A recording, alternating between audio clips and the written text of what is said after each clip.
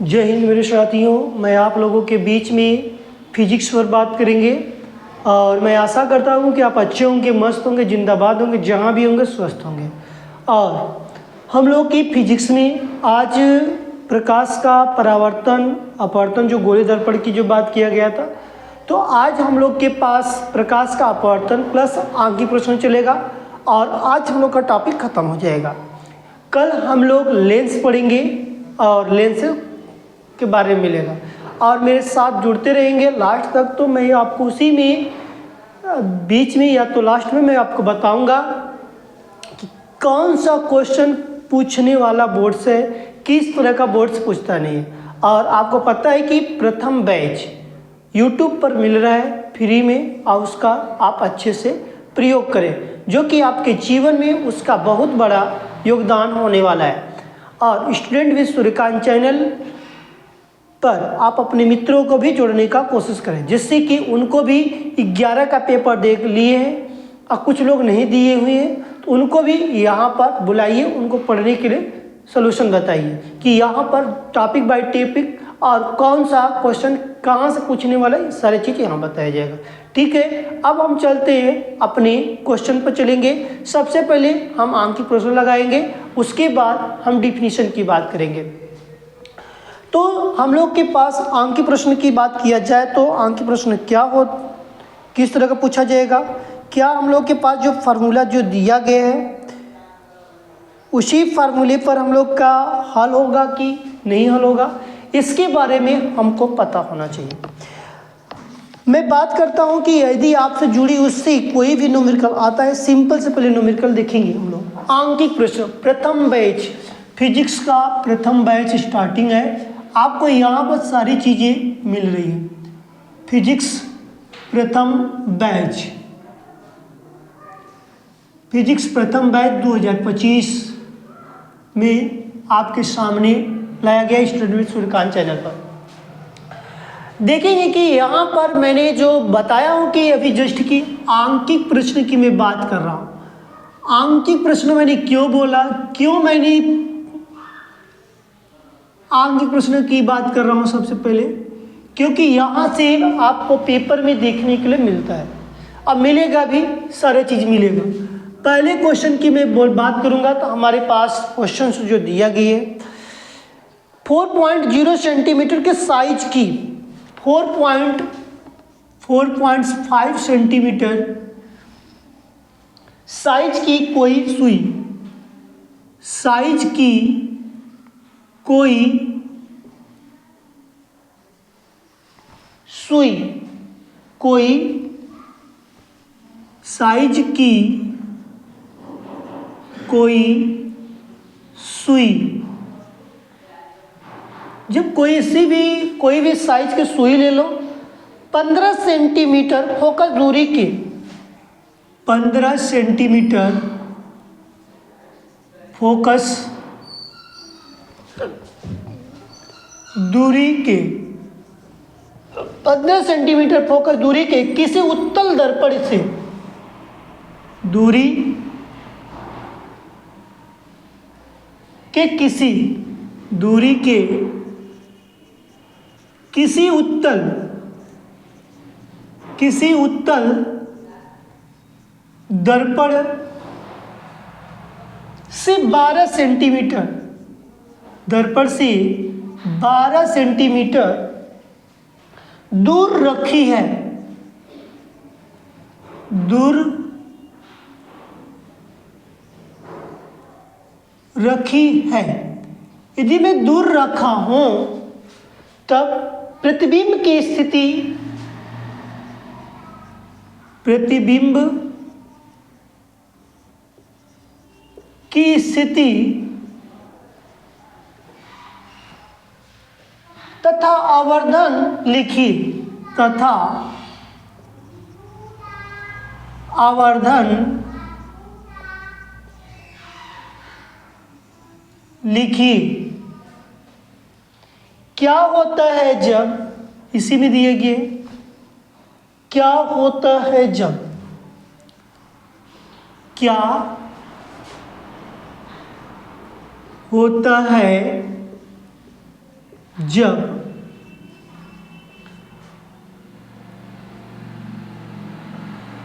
सुई को दर्पण से सुई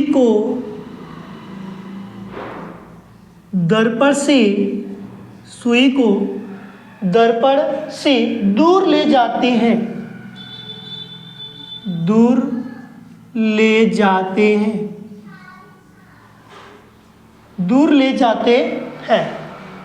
वर्णन कीजिए,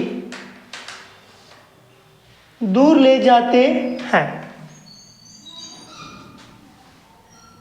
ठीक, देखो यहां पर प्रश्न एक चीज दिया गया, इसी से घबराना आदम नहीं है, क्योंकि प्रश्न की जो पूछने का जो डायरेक्शन है थोड़ा से टेढ़े है।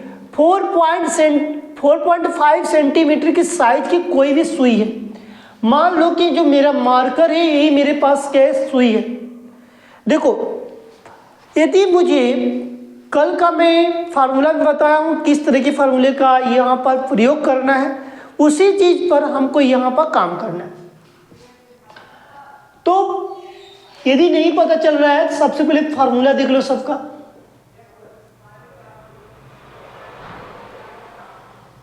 अब इसी में मैंने आवर्धन क्षमता की बात करेंगे। दो चीज होता है, I/Q, और यहां पर फोकस की बात किया जाए R/2 की बात किया जाता है। तो इस तरह की हमको बात को यहां पर देखने को मिलता है। इसी में यदि कोई वेग की बात कर दिया तो C/N, या N अपवर्तनांक C/V, तो कुछ भी पूछा जा सकता है। यहाँ पर प्रश्न आज के में हम लोग ये सारी चीजें कंप्लीट कर देंगे, क्योंकि इसी पर आधारित हमको बात करना है। अब कहेंगे ये तो जो क्वेश्चन का सरल बता रहे भाई, क्वेश्चन पूछा जा रहा है तभी तुम्हें पूछ रहा बोलो। NCERT प्रश्न है, ये NCERT प्रश्न दिया गया है। तो 4.5 सेंटीमीटर की साइज की कोई भी सुई 15 सेंटीमीटर की फोकस दूरी पर किसी उत्तल दर्पण से 12 सेंटीमीटर की दूरी पर रखी है। साइज बोला गया है ना, साइज का मतलब वस्तु दी गई, यहां पर लिखो हल। 4.5 मतलब कोई वस्तु की साइज को हम 4.5 सेंटीमीटर दिया गया है। अब कोई सुई 15 सेंटीमीटर की दूरी पर फोकस दिया गया है, 15 सेंटीमीटर की दूरी पर उत्तल दर्पण से 12 सेंटीमीटर दूरी पर रखी गई, उत्तल दर्पण से 12 सेंटीमीटर की दूरी पर रखी गई है। तो प्रतिबिंब की स्थिति और आवर्धन क्षमता ज्ञात करने के लिए बोला गया है। देखो दो चीज कहोगे कि हमको यहाँ पर कैसे पता चला कि आपको V की वैल्यू यहाँ पर रखी जाएगी, तो आप एक बात नोट कर लेना अपने डायरी में नोट करते हुए चलना। कभी भी दर्पण में एक बात ध्यान देना, दर्पण में सवाल की बात करता है, दर्पण में कभी भी सवाल दिया जाता है हल करने के लिए, तब वहाँ पर कभी भी रखी स्थित की बात बोले तो वहाँ पर U की वैल्यू सदैव क्या हो जाएगी, माइनस होगी। U का मान ऐसे लिख लो, U का मान सदैव ऋणात्मक होता है। दूसरे पॉइंट में लिखना, कहीं भी बनी या बनता की बात किया तो V का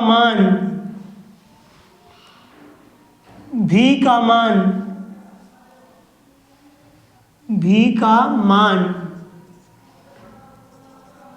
अवतल में ऋणात्मक, उत्तल में धनात्मक। नहीं समझ में आया तो यहाँ पर ये भी लिख सकते हो कि वास्तविक की जहाँ बात की जाएगी वहाँ पर क्या लिखेगा, ऋणात्मक, और जहाँ पर आभासी की बात किया जाएगा वहाँ पर हम क्या लिख सकते हैं, धनात्मक। तो आभासी, इसमें वास्तविक, ये तो पूरा आभासी है, इसमें भी तुम्हारे पास जब पूछ देगा तो वहाँ पर धनात्मक हो जाए। जब इसमें अवतल दर्पण में यदि आभासी की जब बात बोल देगा, इसको हटा दो, यदि अवतल दर्पण में, नोट कर लो एक बार और, आभासी की बात जब अवतल दर्पण में दिया हो, आभासी दिया हो तब क्या लगाएंगे, धनात्मक बनाते, क्या लिखते हैं, धनात्मक लिखते हैं। समझ में आया? अब इसी में तुम्हारे पास एक पॉइंट और बनेगा, उत्तल किसमें होता है, आभासी होता है। उत्तल सदैव क्या होता है, आभासी होता है। आभासी जब प्रतिबिंब बनेगा, जब आभासी दिया रहेगा तो इसका वैल्यू क्या होगी, सदैव प्लस होगी। समझ में आई कि नहीं है? तो यहाँ पर इसको यदि भी का मान में थोड़ा चेंजिंग है कि यहाँ पर इस तरह का, शॉर्ट में देखोगे तो मैं जो कल का जो बॉक्स बना कर दर्शाया हूँ तो उसमें से जाकर दिख लेना, लेकिन ऐसे समझ में आया होगा, ठीक है। तो इस तरह की जो बात को, अब रखी की बात यू को, बनी बनता का बात भी से, फोकस की बात कहेगा तो हमारे पास यप से, ठीक है। आवर्धन क्षमता की बात किया, तुम्हारी क्षमता कितनी है, तो वो ये यम से हो जाएगा, ठीक। एक चीज तुमको क्लियर होना चाहिए, तो यहाँ पर पता चला कि इसकी जो फार्मूला है 1/f 1/v प्लस 1/u।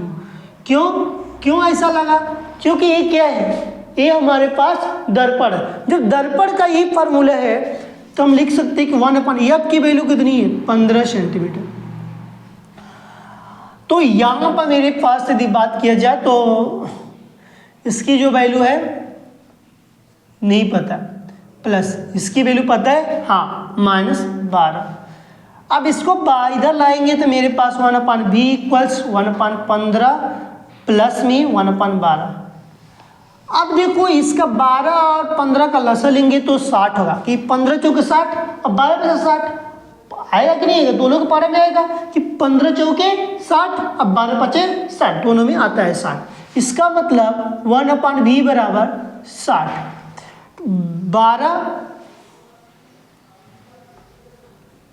12 पचे 60 बनाइए, 15 चौके 60 प्लस 12 पचे 60, तो 1/v बराबर 9/60। तो v बराबर कितना हो गया, 60/9।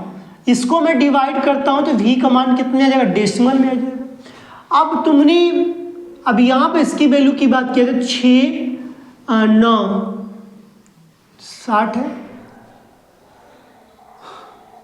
6 बार ले जाओ, 6 9 54, यहाँ पर 6 बचे, फिर दशमलव बार, फिर, ठीक है, वही प्रक्रिया उतरेगी, 6.67 सेंटीमीटर है, यही आएगा। तो यहाँ पर इस तरह की जो बात को दर्शाया गया, तो यहाँ पर मेरे पास क्या निकल गया है, भी का मान निकल गया। किसमें निकल गया है, धनात्मक की ऋणात्मक। तो बोलोगे कि यहाँ पर धनात्मक, इसका मतलब हमारा जो प्रतिबिंब बन रहा है कैसा बन रहा है, वास्तविक बन रहा है क्या आभासी बन रहा है। तुमने बताओगे कि अभी जस्ट आपने बताया था कि जब वैल्यू भी का मान प्लस में दिया हो वो कैसा बनेगा, आभासी बनेगा। कैसा बनेगा, आभासी बनेगा। जब उसकी वैल्यू माइनस में आएगी वो कैसा बनेगा, कहना कि वास्तविक बनेगा। जब माइनस में दिया रहेगा तो क्या बनेगा, वास्तविक बनेगा। अभी सारा चीज मैं यहाँ पर क्लियर कर दूंगा। अब यहाँ पर मैंने आवर्धन क्षमता की, आप कहोगे कि मुझे पहले लिख कर बता दीजिए इसमें क्या क्या चीज दिया गया। जब भी का मान जब प्लस में दिया हो तो कैसा प्रतिबिंब बनेगा, प्रतिबिंब कैसा बनेगा भी के मान के हिसाब से, तो कहेंगे प्रतिबिंब हमारे पास कैसा बनेगा, आभासी बना। जब आभासी प्रतिबिंब बना होगा, आभासी प्रतिबिंब कौन सा दर्पण की बात की गई, उत्तल दर्पण की बात है। इसका मतलब इसका प्रतिबिंब कैसा बना होगा, इसका प्रतिबिंब छोटा बना होगा, छोटा बना होगा। और क्या बना होगा, सीधा बना होगा। सीधा कैसा बना होगा, सीधा बना होगा। समझ में आया कि नहीं आया। तो आभासी छोटा सीधा की बात किया जा रहा है कि नहीं, तो ये चीज किस किस लेंस की में है, तो हमको पता चला यहाँ पर, सॉरी किस दर्पण में है, उत्तर दर्पण में। समझ में है। आगे की मैं बात करता हूं, तो मेरे पास यम की बात। अब इसमें हमारे पास एक चीज दिया हुआ है, सूत्र के मुताबिक देखा जाए तो माइनस भी बटी की यू बराबर आई बटी की ओ, यही फार्मूला होता है। तो यहाँ पर मुझे इसकी तो जरूरत नहीं है क्योंकि इसी के अनुसार लेते हैं। तो भी की वैल्यू मुझे पता चल गई कि यहाँ भी की वैल्यू कितनी, माइनस, आप 6.67 को रखेंगे नहीं, 60/9 रख लो। क्यों, मैंने ऐसा क्यों कर रहा हूँ, क्योंकि इसकी वैल्यू मुझे हल करने में आसान पड़ा है। यू का मान कितना दिए गए, -12, माइनस प्लस, इसके नीचे कुछ नहीं दिया था, एक पहला गुणे चौथा, दूसरा गुणे तीसरा। इसका मतलब कि मैं बराबर करके लिखेंगे, अभी कुछ और दिया है, हाँ अभी मेरे पास आई की वैल्यू दिया है, नहीं दिया है, आई की वैल्यू नहीं दिया है, लेकिन ओ का वैल्यू दिया है 4.5। ठीक, अब यहां से मैं नहीं करता हूं, तो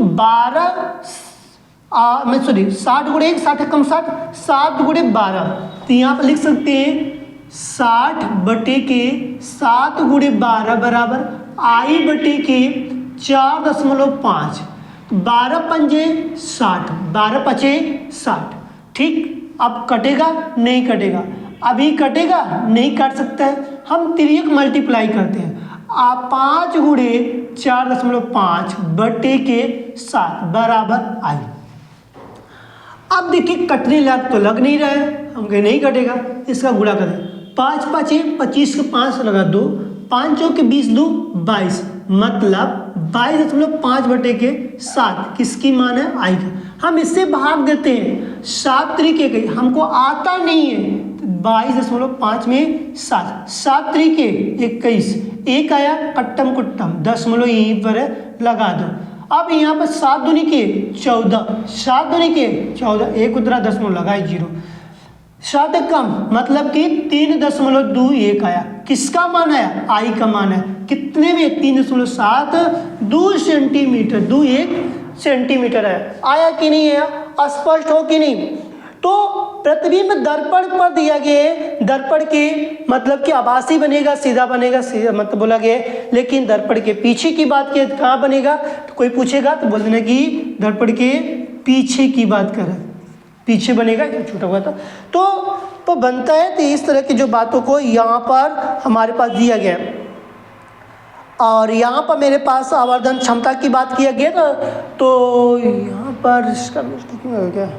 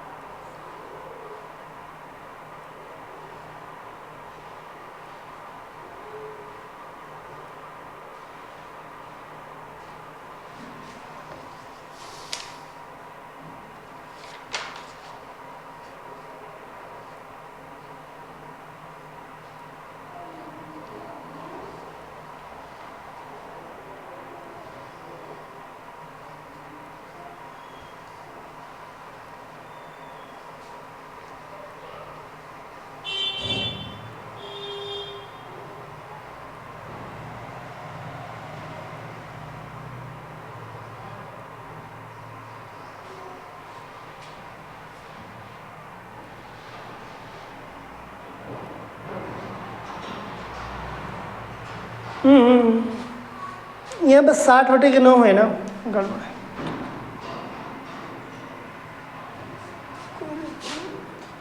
कुछ नहीं, सब सही है, यहाँ पर 9 कर लो, ठीक है 9, तो कुछ नहीं, 5 9 हो गया, यहीं से कर दो, हो गया 5 से 9 से काटोगे तो कितने में 0.5, 5 9 45 होता है, तो 5 गुणे 0.5 आई का मान, तो आई बराबर कितना हो गया, 5 पचे 25, 2.5 सेंटीमीटर। वो बस वहाँ पर 7 रखा गया था 9 के स्थान पर, इसलिए वो गलत हो गया। ठीक है, तो यहाँ पर और कहीं नहीं मिस्टेक, सब सवाल सही है। तो इस तरह के हमको क्वेश्चन पूछा जाएगा तो हम लगाकर आ सकते हैं, एकदम आराम से शांतिपूर्वक से। ठीक है, नेक्स्ट क्वेश्चन की मैं बात करता हूं, इसको नोट कर लीजिए।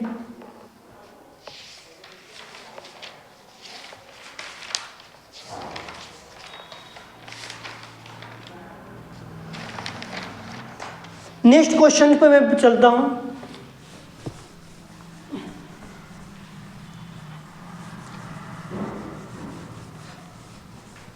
ये आपकी बुक्स में मिलेगा और वहां से आप देखेंगे तो सब कुछ क्लियर हो जाएगा। ठीक है,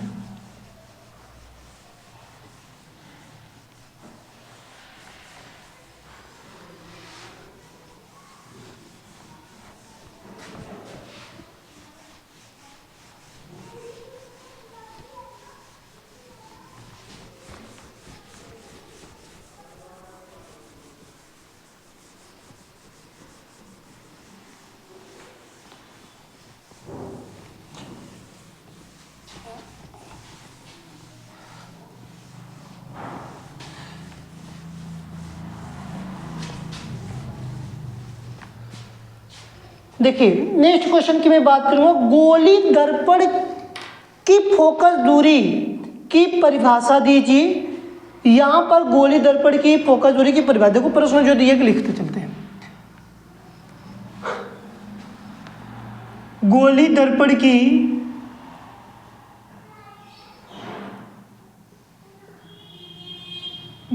की क्वेश्चन नहीं दिया गया है। गोली दर्पण की फोकस दूरी की परिभाषा दीजिए।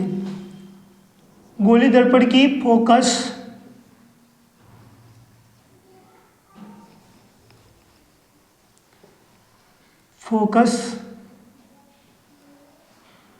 दूरी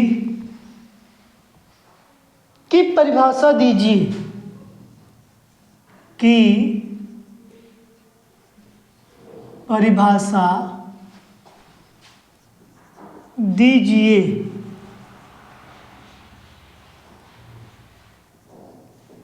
ठीक, परिभाषा दीजिए।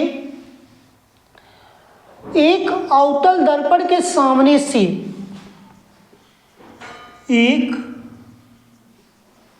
अवतल दर्पण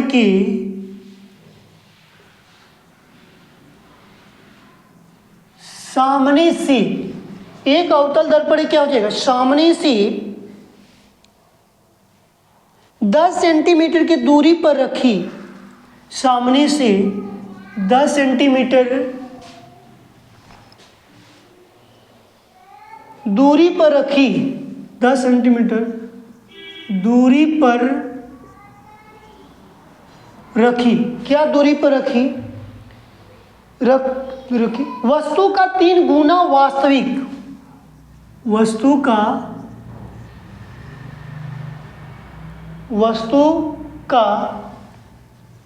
3 गुना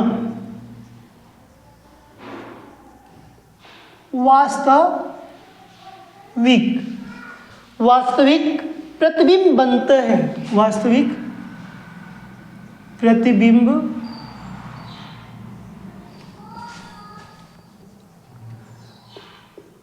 बनता है। जब वास्तविक प्रतिबिंब बनता है, दर्पण की वक्रता त्रिज्या ज्ञात कीजिए। तो दर्पण की वक्रता त्रिज्या ज्ञात कीजिए। ठीक, देखो प्रश्न दिया गया है तो प्रश्न में सबसे पहले हमको क्या लिखना पड़ेगा, परिभाषा लिखने के लिए बोला गया है कि गोली दर्पण की फोकस दूरी की परिभाषा दीजिए। ठीक ठीक, यहां तक तो प्रश्न यही बोला गया थी कि परिभाषा दीजिए।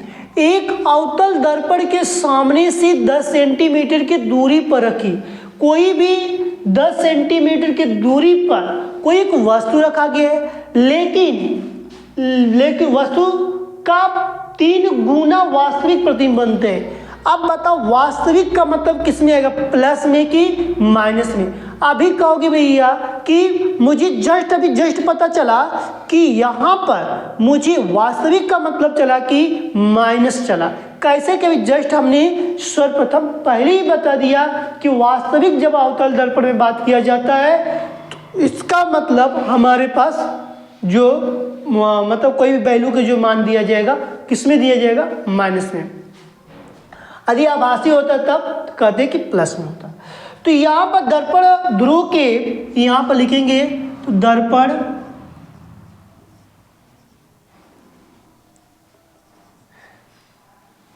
परिभाषा छोड़ दे रहे, परिभाषा मैं बोल दे रहा हूँ। दर्पण ध्रुव से मुख्य अक्ष की फोकस तक दूरी को ही गोली दर्पण की फोकस दूरी कहते हैं। ये मैं परिभाषा वहाँ पर देख लेना। और यहाँ पर मैंने हल में लिखेंगे, क्योंकि परिभाषा लिखेंगे तो बहुत लेंदी हो जाएगा। तो यहाँ पर मैंने क्वेश्चन जो दिया तो मैंने उसके बारे में बता दिया। हाँ, यहाँ पर देखो कि सामने से 10 सेंटीमीटर की दूरी पर रखी, तो यहाँ पर u की वैल्यू कितनी दी गई, 10 सेंटीमीटर। किसमें, अवतल दर्पण में। अवतल दर्पण की वैल्यू कितनी, -10 सेंटीमीटर। अब v का मान क्या बोला गया कि दिया गया यहाँ पर, लेकिन बोला गया कि वस्तु का 3 गुना वास्तविक प्रतिबिंब बनता है। अब बताओ, गुनी गुना की जब बात किया जाता है किसकी वैल्यू दी गई है, यम की वैल्यू दी गई है, लेकिन कितनी गुना, 3 गुना। क्यों मैंने माइनस लगाया, क्योंकि ये हमारे पास 3 गुना कैसा प्रतिबिंब, वास्तविक प्रतिबिंब। तो वास्तविक के लिए क्या लगाएंगे, ये लगाएंगे। इसका सूत्र क्या होता है, -v/u बराबर -3। तो माइनस माइनस क्या हो गया, प्लस। तो v बराबर क्या निकल गया, 3 मल्टीप्लाई किया 3u हो जाएगा। देखो मल्टीप्लाई किया तो क्या हो गया, 3u। अब माइनस माइनस क्या हो गया, प्लस। तब यहाँ पर पता चला कि मुझे u की वैल्यू पता चल गया और v की वैल्यू। इसका मतलब हमको फोकस इसमें कहीं पूछा नहीं है, लेकिन हमको फोकस ज्ञात करना है। अब हमारे प्रश्न में क्या पूछा गया है, वक्रता त्रिज्या। वक्रता त्रिज्या कैसे दर्शाते हैं, कैपिटल R से। ये बात पूछा गया है। अब इसके बाद हमारे पास फार्मूला क्या बनता है, 1/f। 1/f की मैं बात करता हूँ। 1/f बराबर 1/v प्लस 1/u, क्योंकि हमने दर्पण की बात करें, ये मेरे पास सूत्र हो जाएगा। सूत्र में हमने लिखेंगे। अब देखो 1/f पता नहीं है, 1/v की वैल्यू पता है, हाँ 3u। क्या लिखेंगे, 3u प्लस u की वैल्यू कितनी हो जाएगी, -10। दूसरी बात है कि हाँ ये तो माइनस प्लस हो गया ना, वास्तविक ठीक ठीक, कोई दिक्कत नहीं। तो यहाँ पर मेरे पास क्या निकल के आया, मेरे पास -10। तो अब यहाँ पर मेरे पास तो u की वैल्यू हमें यहीं पर रख देते हैं तो क्लियर हो जाएगा। रुक जाओ, इसको थोड़ा सा मैंने हल कर लेता हूँ। u की वैल्यू मुझे पहले से पता है, u की वैल्यू कितनी दी गई है, यहाँ पर 10। 3 गुणे -10। अब 10 कैसे आया, क्योंकि u की वैल्यू यहाँ पर दिया गया। तो v बराबर कितना आ गया, -30 सेंटीमीटर। u की वैल्यू अब कितनी चला, v की वैल्यू कितनी पता चली, 30। तो अब हमको f की वैल्यू ज्ञात करना है और r की वैल्यू। थोड़ा सा स्टेप बढ़ाया, कुछ कोई दिक्कत नहीं है, क्योंकि यहाँ तक हम काम कर सकते हैं। यहाँ मैंने क्या रखेंगे, 30। क्यों, आप कहेंगे आपको कैसे क्लियरिटी हुआ वास्तविक, हमको भाई क्योंकि मैंने इसलिए मुझे कन्फर्म हुआ कि मैंने आपको कल ही बताया था, यहाँ पर इस तरह के डायरेक्शन में बनाया हुआ था और बताया हुआ था कि इसमें हमको किस तरह की बात को दर्शाया गया। दर्पण मैंने लिखा था और दर्पण में मैंने बताया था कि u की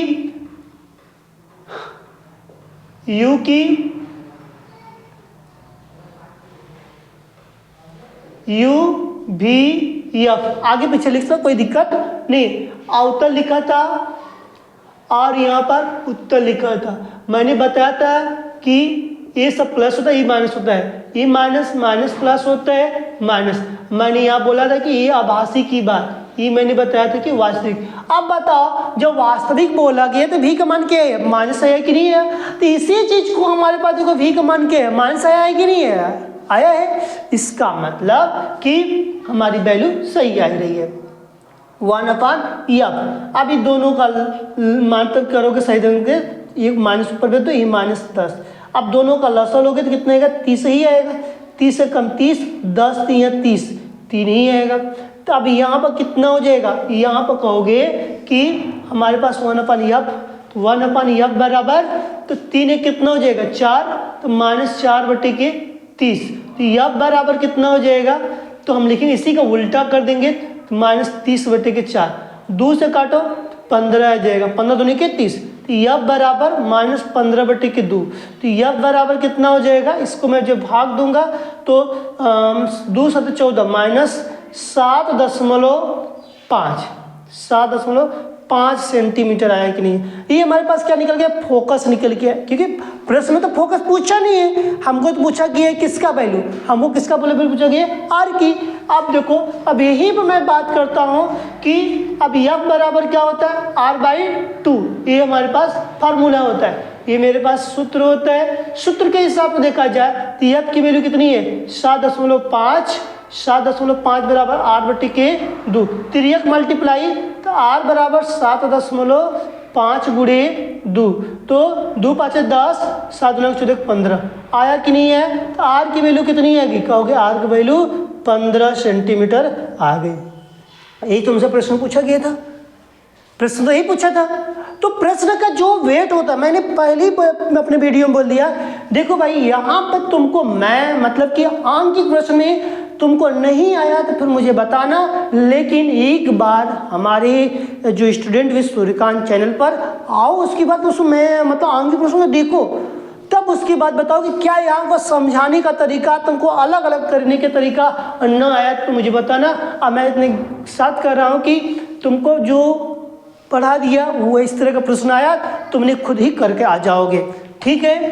तो इस तरह के जो प्रश्न की जो वेट होती है, प्रश्न में जो चार्ज होते हैं, क्वेश्चन की पूछने की जो तरीकाएं होती हैं, उस सारे अभी कहोगे अरे ये कैसा प्रश्न ला दिया, ये प्रश्न पूछा गया है 2016 2024 से प्रश्न आया हुआ है। इसको मैं बात करूं, ये मतलब कि 2016 और 24 में पूछा हुआ क्वेश्चन की मैं वेट कर रहा हूँ।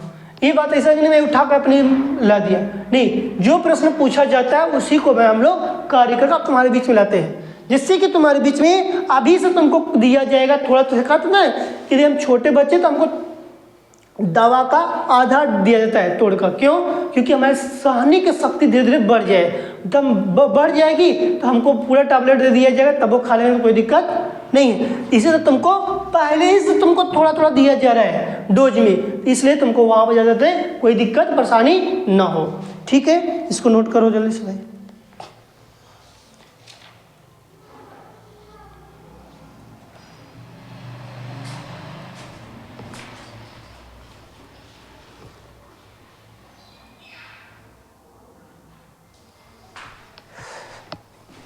नेक्स्ट क्वेश्चन की बात करेंगे। देखो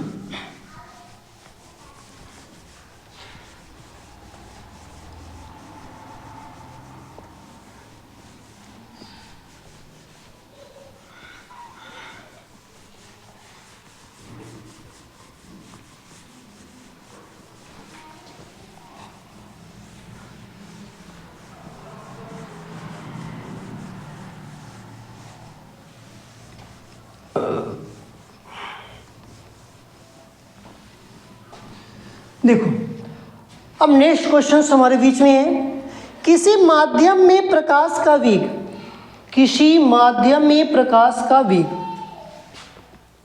और नेक्स्ट क्वेश्चन है किसी माध्यम में प्रकाश का वेग, प्रकाश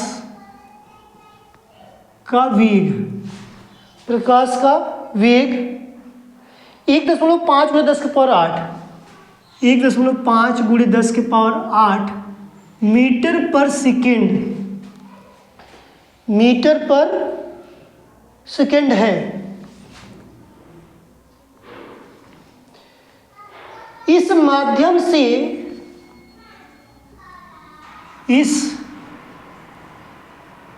माध्यम से, इस माध्यम से हवा में जाने वाली, हवा में जाने वाली, हवा में जाने वाली किरण के लिए, किरण के लिए, किरण के लिए क्रांति कोण ज्ञात कीजिए, क्रांति कोण ज्ञात कीजिए। चलो ठीक है, निकाल देते हैं। के लिए क्रांति है ना, ठीक, क्रांतिक कोण ज्ञात कीजिए। इसके लिए फार्मूला नहीं बताया, लेकिन मैं इसको बता दे रहा हूँ, ठीक है। देखिए अब यहाँ पर कह दिया गया किसी प्रकाश के माध्यम में प्रकाश का वेग। अब प्रकाश का वेग क्या दिया, 1 हमारे पास दिया गया 1.5 × 10⁸ मीटर पर सेकेंड है। इस माध्यम में हवा में जाने वाली प्रकाश की किरण, मतलब कि तुमको यहाँ से मैं बात करूँ तो हमारे पास एक क्या है, प्रकाश का वेग, किसी माध्यम में प्रकाश का वेग, वेग का मतलब v की वैल्यू कितनी दी गई, 1.5 × 10⁸ मीटर पर सेकेंड दिया गया। तो तुमको प्रकाश की चाल अपने से याद रखना पड़ेगा कि 3 × 10⁸ मीटर पर सेकेंड होती है। यहाँ पर मेरे पास n की वैल्यू पहले ज्ञात करना पड़ेगा, क्योंकि इस माध्यम में हवा के लिए बात बोला गया अपवर्तनांक, लेकिन हमारे पास क्रांतिक कोण बोला गया। क्रांतिक कोण का मतलब कि C से प्रयोग किया जाता है। क्रांतिक कोण को यदि बात किया जाए तो C की बात पूछा गया है। C क्या है, यहाँ पर हिंदी में लिख दे, तुम लोग घबरा दो, प्रकाश की चाल भी यहाँ पर लिख लो, प्रकाश की चाल निर्वात में प्रकाश की चाल, ये अपवर्तनांक है। इसके बाद मेरे पास क्रांतिक कोण की बात, क्रांतिक कोण किसका है, तो यहाँ पर क्रांतिक कोण को C से दर्शाने की बात को किया गया। अब बताते हैं हम लोग क्वेश्चंस। n बराबर C/v, ये हमारे पास फार्मूला है। ये फार्मूला मैंने जस्ट इसके पहले भी बताया, शुरू में बताया था कि n बराबर क्या होता है, ये h नहीं है, ये n है। n बराबर C/v। C क्या है, निर्वात में प्रकाश की चाल। तो यहाँ पर मेरे पास 3 × 10⁸ बटे 1.5 × 10⁸ ये दिया गया है। अब देखो यहाँ पर हम लोग 10 गुणा नीचे 10 गुणा ऊपर कर देते हैं, क्यों, दशमलव हटाने का, 30/15, 30/15, इससे क्या हो जाएगा, कट जाएगा। देखो कैसे काटते हैं, 8 × 10⁻⁸, तो इससे क्या हो गया, कट गया। 15 दूनी के 30, तो 2 आया कि नहीं। अपवर्तनांक कितना निकल के आया, 2 आया। अपवर्तनांक की वैल्यू जब 2 आया तो क्रांतिक कोण मतलब क्रांतिक कोण बराबर क्या होता है, 1/sin C होता है।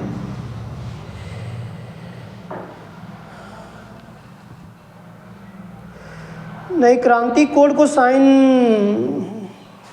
यहाँ पर हमारे पास क्रांतिक कोण में जाएगा तो n बराबर 1/sin C होता है। इसको ऐसे फार्मूला होता है क्रांतिक n बराबर 1/sin C। हाँ, n बराबर होता है 1/, जब इसमें जब हमको कोण की जब बोला बात किया जाता है तो sin C होती है।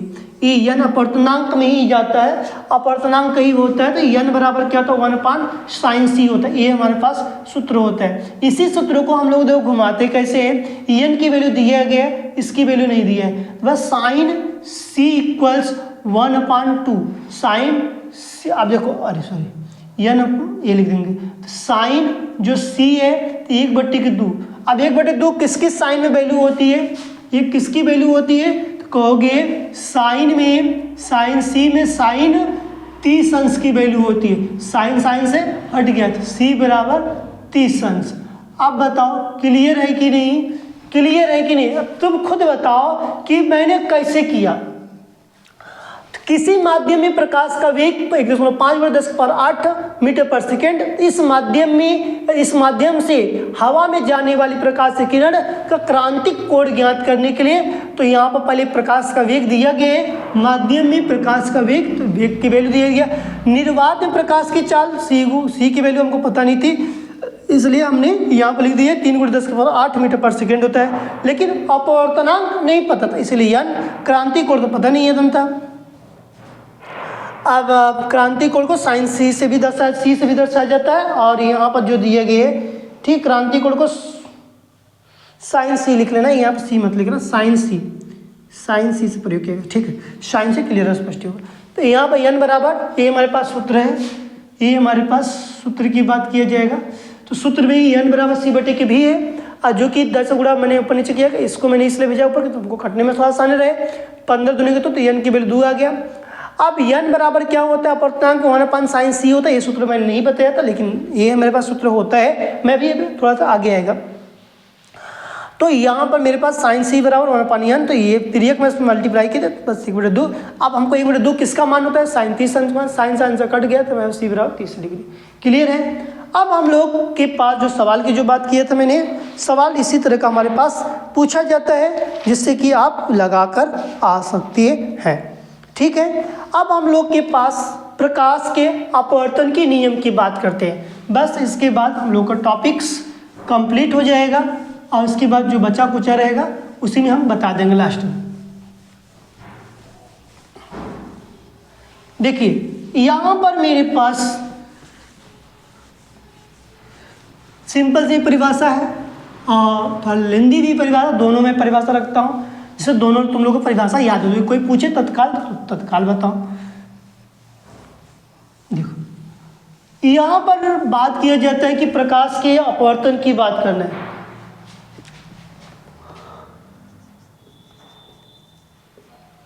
प्रकाश का अपवर्तन, देखो प्रकाश के अपवर्तन की मैं बात करता हूँ। प्रकाश का अपवर्तन होता क्या है, पर इसके बारे में समझो।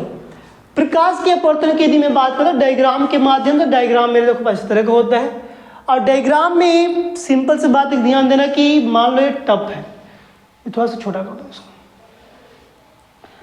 और ये हमारे पास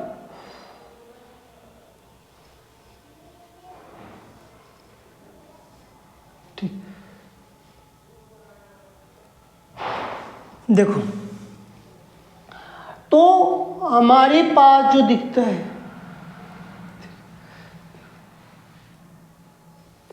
ये मेरे अंदर के है। देखो समझ लो, फिर उसके बाद जैसे कि मेरे घर में खाना बनता है, खाना बनाने के बाद जो पलटा, मतलब जैसे हम लोग खाना का निकालते हैं, बोलता है कलछुल होती है, पलटा होती है, तो उसी का इस्तेमाल यहाँ पर किया जा रहा है। कैसे, जैसे कि उसको हम निकालने के बाद देखते हैं तो कुछ समय के लिए छोड़ दे तो वो सूख जाता है, चावल का दाना जो होता है वो सूख जाता है। सूख जाता है तो हम उसको भिगो देते, भिगोते किसी टप में या किसी बाल्टी में, तो देखने को ये मिलता है कि वो अपनी, जिसे मैं जानता हूँ अपने माध्यम से विचलित हो जाना, अपने मार्ग से क्या होता है, झुक जाता है। देखो झुक रहा है कि नहीं, ये देखो क्लियर है, ये चीज झुक रहा है कि नहीं, तो ये चीज क्लियरिटी यही बात कर रहा है कि इसको हम सीधे आना चाहिए, लेकिन ये क्या हो रहा है, झुक रहा है। तो इसी चीज को हमको लिखना है कि जब प्रकाश एक पारदर्शी माध्यम से दूसरे पारदर्शी माध्यम में जाती है, तो अपने दूसरे जो दूसरा वाला है, अपने माध्यम से क्या होता है, विचलित हो जाता है, या एक मार्ग से दूसरे मार्ग में जाता हूं तो मेरा विचलित हो जाता। जैसे हम अभी घर पर है तो मेरा मन एकदम फ्रेश है, अच्छे से है, और मैं कहीं जा रहा हूँ तो मन बना लिया मैं वहाँ जाऊँगा, लेकिन वहाँ जाते जाते क्या होगा, मेरा मन बिचल गया रंग बिरंगा संसार देखकर। मैं तो रंग बिरंगा सब संसार देखते हैं तो वहाँ पर मन में क्या होगा, विचलित हो गया कि नहीं, तो उधर झुकने लगते हैं कि नहीं लगते, जिधर देखते उधर झुक जाते हैं। तो विचलित का अर्थ यही होता है कि हम किसी चीज़ को विचलित हो गए। इस तरह की हम बात वहाँ पर करते हैं। इसको हम डिफिनीशन यही है, इसका डिफिनीशन लिख सकते हैं आप अपने से, इसको डिफिनीशन लिख लीजिए, इसमें कुछ ज़्यादा हार्ड नहीं है। हाँ, इसमें दो नियम होते हैं, आपतित किरण, अपवर्तित किरण होती है। जैसे कि पहले नियम में तो सिर्फ वही बात है, और दूसरे नियम में जो बात करेंगे sine I by sine R की बात किया जाता है। बस इसमें और कुछ तो बात ही नहीं है कि जिससे कि आपको आए ना। ठीक है, तो आपको ये दोनों नियम की व्याख्या कर दिया गया, आपको इसी तरह के अनुसार इसका लिख सकते हैं और बता सकते हैं। ठीक है, कोई दिक्कत परेशानी होगा तो मुझे बताइएगा, मैं उसको फिर से लिखकर बता दूंगा। ठीक, नहीं तो बताइए मुझे जल्द से जल्द।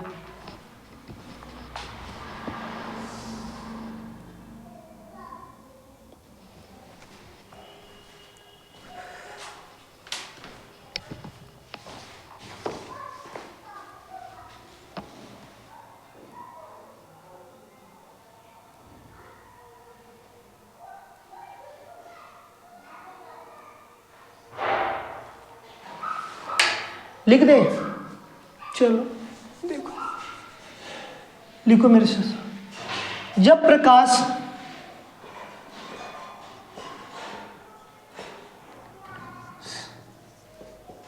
एक माध्यम से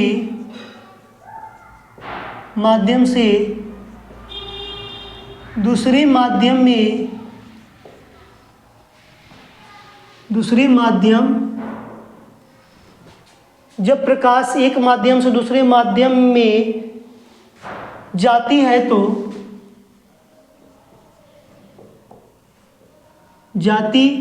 तो वह अपने मार्ग से विचलित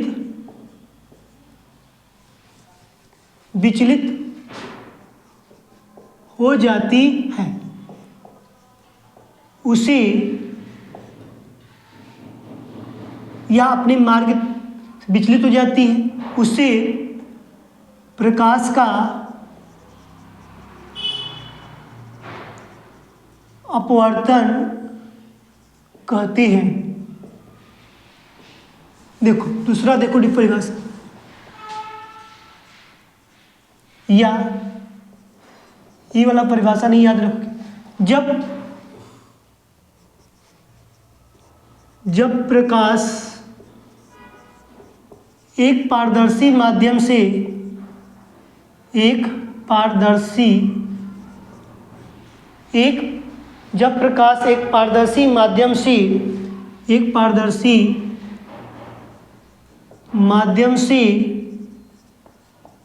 दूसरे पारदर्शी माध्यम में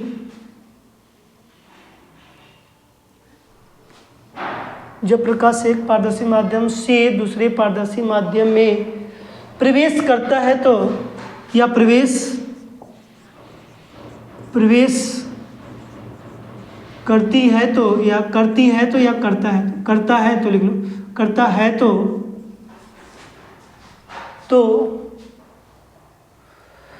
दूसरे माध्यम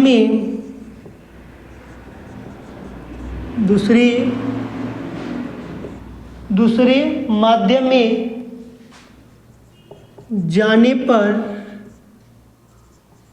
उसका वेग और दिशा बदल जाता है।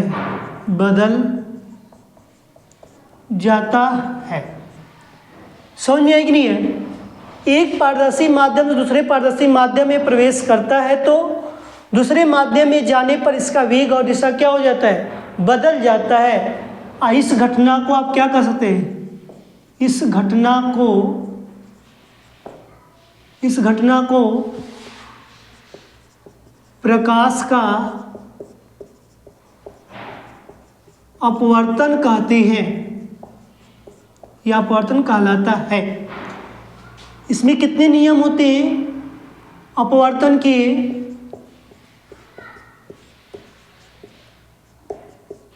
निम्नलिखित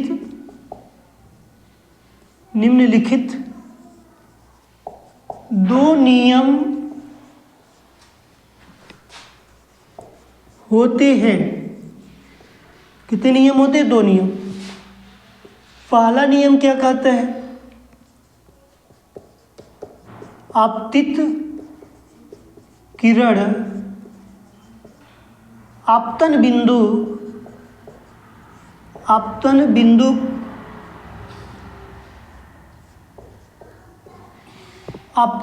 पर अभिलंब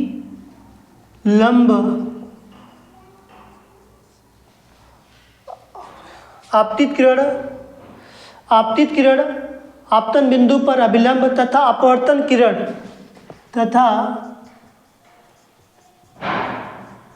अपवर्तन किरण तीनों एक ही तल पर होते हैं। किरण तीनों एक ही तल पर होते हैं, तीनों क्या होते हैं, एक ही तल पर होते हैं। तीनों क्या होते हैं, एक ही तल पर होते हैं। दूसरे वाला को मैं डायरेक्ट लिख दे रहा हूँ sine I by sine R, ठीक है। इसका थोड़ा सा